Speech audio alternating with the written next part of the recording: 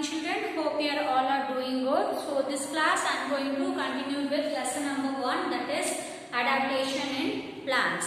So the previous classes we have studied about detailing, we have studied about terrestrial plants and their types and aquatic plants and their types. Also we have studied about some non-green plants.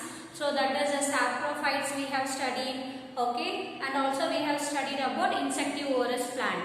So this class we are going to study about protection in plants. How the plants it will protect by themselves. So that we are going to study in this class. Also I am going to cover TB exercise. Okay, protection in plants. Apart from the normal adaptation made by the plant regarding their survival and their growth, there are certain adaptation that plants have adopted which are related their protection. So here adaptation means, so based on their environment and based on the temperature, the plant itself it will get adapted towards that surrounding. Okay, so that is called as adaptation. Here it will get adapted towards the particular places. Also it will be having some special structure. Okay, also it will be having some special structure. It will be helpful for their protection purpose. Okay, so in that we can see spines and poison. Okay, the spines. A number of plants like rose are prickly pear and have spines on their bodies. Okay, these spines protect from the heads, protect from the animals. So here we can see a rose plant or a prickly plant. Okay, prickly pear plant. So this plant will be having a small spines. For example, this is a plant. Even the stem part and the branches also will be having a small spines. Okay. So this, when the spines will be there, whether the animal will go and eat that plant, children, it won't eat that plant. It will try to avoid those plants. If it eat also, what will happen? The thorns it will poke to them. Because of that, it won't eat those plants. So this spines it is helpful for protection from the animals. If the spines are present in the plant, the animal it won't eat such plants. Okay, it will be useful for a protection purpose. And second one, that is a poison. Many plants like poison ivy have poison in them. The poison causes itching if you touch. Therefore, it keeps animals away. Some plants will be having a poison in nature. Example, poison ivy. This is an example of poison plant. So this plant will be having a poison in nature. So when the animal or human, if someone will touch the plant, they will be getting a irritation. They will be having some allergy. Okay, like a skin irritation, allergy, redness, or it will be keep on itchy. You will be keep on rubbing the place because of that poisonous things.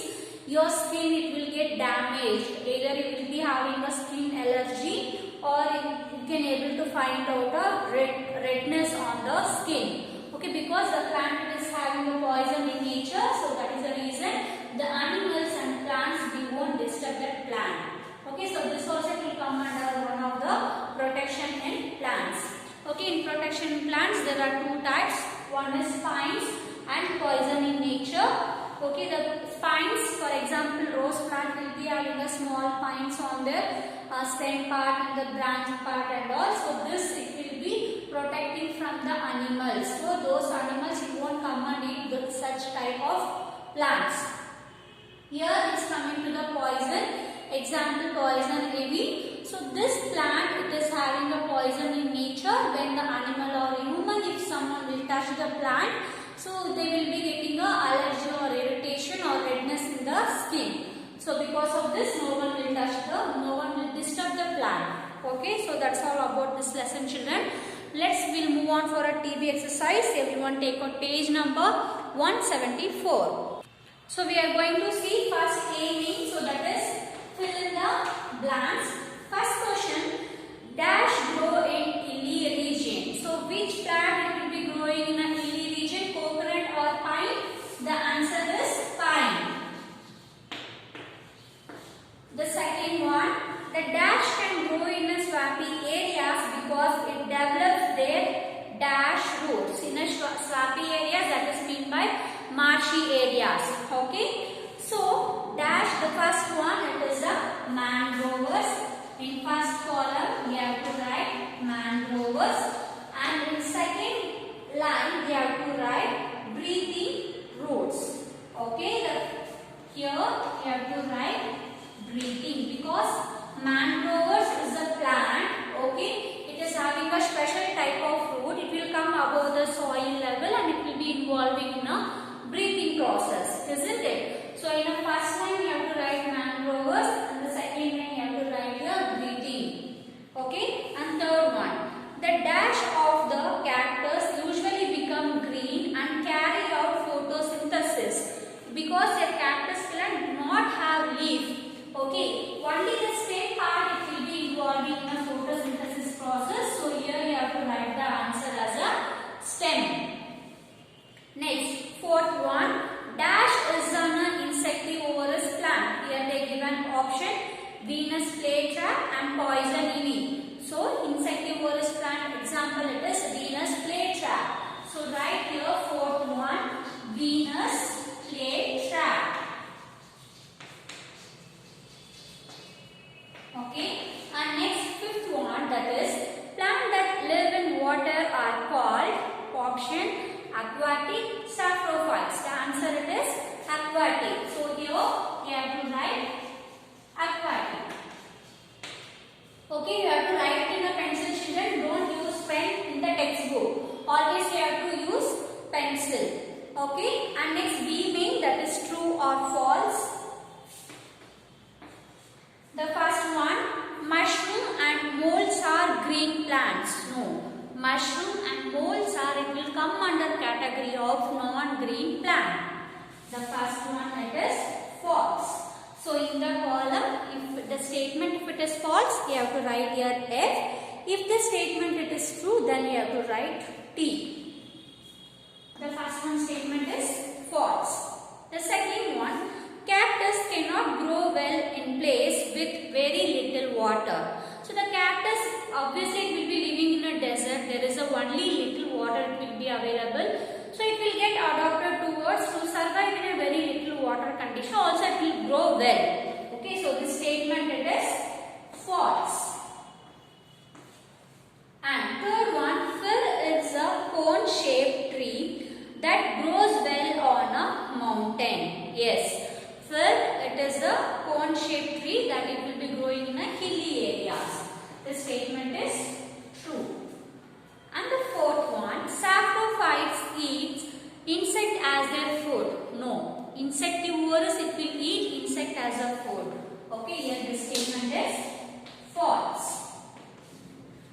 And the fifth one, coconut and palm grow very well in a coastal area. Yes, the coconut tree and palm tree, it will grow well in a coastal area. Even this statement also it is true. Next we'll move on for a D main, because C main it is a question and answer that I will be giving in a next class, children. Next we'll move on for a next main, so that is D main, match the following. So here you can be able to find out A column and B column. Okay. In A column you can able to see saprophytes, evergreen trees, breathing roots, Venus flytrap and water hyacinth. Okay. And B column you can able to find out insectivorous, spongy stem, mushroom, teak and mangroves. Just we have to match A column with B column with the relevant answer. The first one, saprophyte. So which are the example of saprophyte here? The first one, the saprophyte, we can see example in a C column, that is C. So you have to put next to mushroom, you have to put here number 1. Okay, next to mushroom you have to put number 1. And the second one, evergreen trees. So here the evergreen trees example is teak. So teak it is their option here to D. So next to teak you have to put number 2. You have to mention number 2 next to teak. It is there in a D option. Okay, here you have to mention and here we have to mention number 2. Next one, third one, that is breathing roots. What is the example of breathing roots here? Mangroves. So here you can see option E. Okay, next to option E, you have to mention number 3. So here option E, you have to mention number 3. Next, fourth one, Venus flytrap. Venus flytrap is an example of insectivorous plant.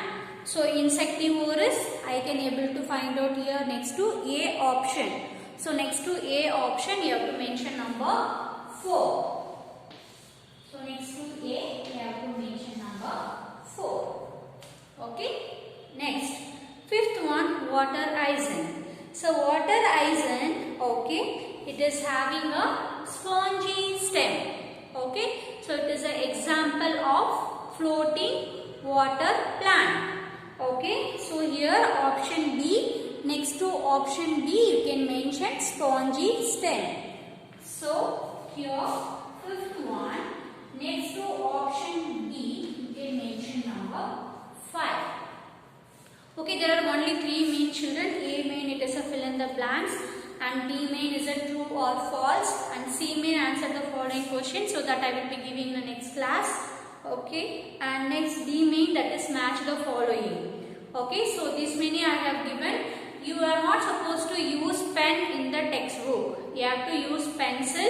Okay, using pencil you have to write neatly, children. Copy down neatly. So I will be checking this answer whether it is there in your textbook or not in an interactive session. Okay, after watching the video you must have to complete the TB exercise. Okay, we will be meeting in an interactive session, children. Thank you. Have a nice day.